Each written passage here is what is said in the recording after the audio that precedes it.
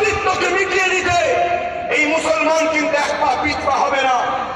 তাই হতভাগা আকবর দিনে ইলাহি ঘোষণার আগে বড় প্ল্যান মাফিক কোটি কোটি টাকা দিয়ে মুক্তি খরিদ করেছে, মৌলানা খরিদ করেছে, পীর সাহেব খরিদ করেছে। তৎকালীন সময়ে এক শ্রেণীর মানুষ সবাই নয় খরিদ করেছে।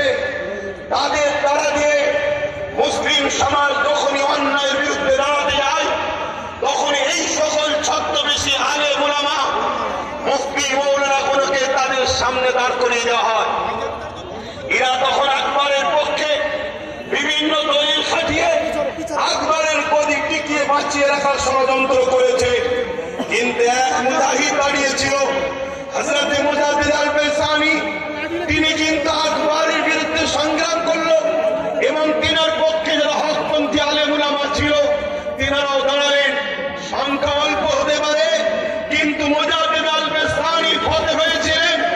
আকবরের নাম নিশানা মিটে গেছে। আজও পৃথিবীর মানুষ কোটি কোটি আকবরের নাম নিশানা জানে না, তার আস্তানা কোথায়, তার দরগা কোথায়, তার কোথায় সমাধি জানে না। কিন্তু মুজাদ্দিদ আল-বেসামির কাছে কোটি কোটি মানুষ আজও ছুটে ছুটে যাচ্ছে। কেন? তিনি হকের পক্ষে ছিলেন।